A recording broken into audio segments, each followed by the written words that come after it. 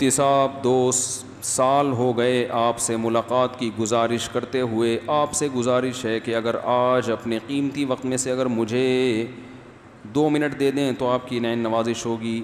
15 minute دے دیں.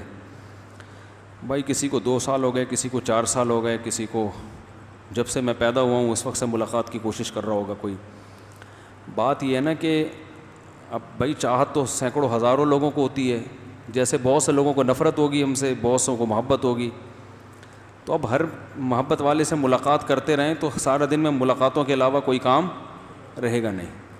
تو یہ سوچنا چاہیے کوئی کام ہو تو ملاقات کرے آدمی، کام نہیں ہے تو بس ٹھیک ہے دیر دیر سے السلام علیکم بیان میں آ گئے، بس یہ بھی ملاقات ہی ہو گئی. چونکہ دماغ انسان کا تھکتا ہے، بیٹھنا پڑتا ہے، موڈ ہے نہیں ہے، اچھے طریقے سے بات کرنی پڑتی ہے. تھکے ہوئے ہیں پھر بھی بات کیسے کرنی ہے؟ تمیز سے، ورنہ وہ کہے گا مفتی صاحب کو بات کرنے کے طریقہ نہیں، اخلاق نہیں ہے. تو اس لیے بڑا مسئلہ ہو جاتا ہے. 2 سال ہو گئے تو کوئی مسئلہ تو نہیں اٹکا ہوا نا اس کی وجہ سے. تو مسئلہ جب نہیں اٹکا ہوا تو یہ ملاقات ہو گئی، کافی ہے میرا خیال. اور تو سوال نہیں ہے آج؟ 2 ہی پرچے ہیں ماشاء اللہ. چلو سستے میں چھوٹ گئے آج. آپ لوگوں نے تو کوئی سوال نہیں پوچھنا ہے بھائی؟ جی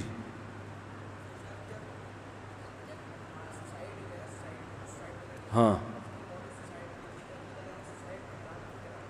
ہاں، کہہ رہے ہیں کوئی آدمی جب خودکشی کرتا ہے تو اس کی موت تو خودکشی میں ہی لکھی ہوئی تھی نا اللہ نے، تو وہ تو جو لکھا ہوا تھا وہی ہوا ہے نا، تو پھر اس کو اللہ سزا کیوں دیتے ہیں؟ یہ سوال ہے.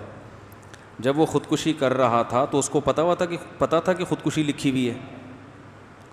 اس کو تو نہیں پتا تھا نا. وہ اپنے حساب سے تو جرم ہی کر رہا ہوتا ہے. دیکھو اگر میں اس کی اکثر ایک مثال دیتا ہوں کہ زید نے بکر کو قتل کیا، ٹھیک ہے، بکر کا انتقال ہو گیا، بکر کے لواحقین نے زید کو پکڑا اور کہا تو نے بکر کو قتل کیوں کیا، اب ہم تجھے قتل کریں گے. تو زید جواب میں یہ کہتا ہے کہ بکر کی موت اسی وقت لکھی ہوئی تھی تو میں نے قتل کر دیا، تو وہی کام ہوا جو لکھا ہوا تھا. تو ہم بکر زید کو یہ کہیں گے کہ یہ تو قتل ہونے کے بعد پتہ چلا کہ اس کی موت لکھی ہوئی تھی، تمہیں تو نہیں پتا تھا نا. کیا خیال ہے بھائی؟ تمہیں تھوڑی پتا تھا، تم نے تو اپنے حساب سے ایک ایسا شخص ظاہری حالات سے لگتا تھا کہ اس نے مزید زندہ رہنا ہے، تم نے اس کی زندگی کو اپنے علم کے حساب سے تو کم کر دیا، تو تمہیں اس جرم کی سزا ملے گی.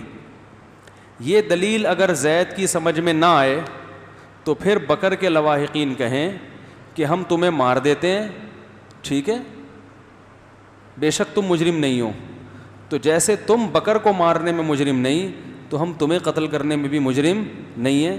ماریں گے تو پتہ چل جائے گا تمہاری بھی کیا تھی اس وقت لکھی ہوئی تھی. تو لکھا ہوا تو سب کچھ ہے لیکن ہمیں علم ہے نہیں. اس علم نہ ہونے کی وجہ سے ہی آزمائش ہے. اگر کسی کو پتہ چل جائے پہلے سے اس کی موت فلاں وقت پہ لکھی ہوئی ہے، یقین ہو، تقدیر کا علم اس کو دے دیا، اس نے اپنے آپ کو مار لیا، قیامت میں اللہ کہے گا خودکشی کیوں کی؟ وہ کہے اللہ میری تقدیر میں پہلے سے لکھا ہوا تھا، مجھے تو پتہ چل گیا تھا کہ اس وقت مرنا ہے. تو اللہ اسے کچھ بھی نہیں کہے گا، کیونکہ اللہ کہے گا کہ جب تجھے پتہ تھا کہ تقدیر میں یہ لکھا ہوا ہے تو تو نے واقعی مرنا تھا، تو تو نے اپنے آپ کو مار کے کوئی انوکھا کام نہیں کیا.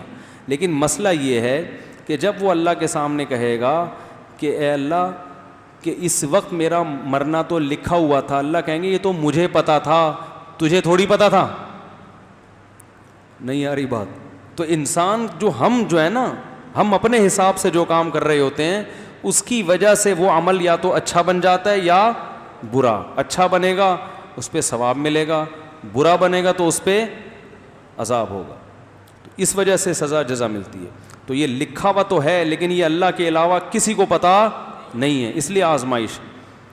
تو اللہ کہیں گے کہ یہ لکھا ہوا تھا، یہ مجھے پتہ تھا، تجھے معلوم نہیں تھا، تو نے کیوں کیا؟ وہ میں چٹکلا سناتا ہوں نا کہ ایک آدمی کسی کے گھر ملنے کے لیے گیا، کتا بھونکنے لگا، مہمان ڈر گیا.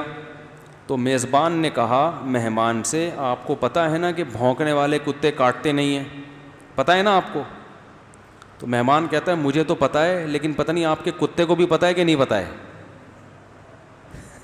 ہو سکتا ہے اسے پتہ نہ اور یہ کاٹ ڈالے. اگر اس کو بھی پتہ ہے کہ بھونکنے والے کتے کاٹتے نہیں ہیں تو پھر جتنا مرضی بھونکتا رہے مجھے کوئی تکلیف بولو بھائی نہیں. تو آپ نے کسی کو قتل کیا یا اپنے آپ کو قتل کیا اور آپ قیامت میں اللہ سے کہیں کہ اللہ تجھے تو پتہ ہے کہ لکھا ہوا تھا میں نے اسی وقت مرنا ہے, تو اللہ کہیں گے مجھے پتہ ہے مگر تجھے پتہ نہیں تھا.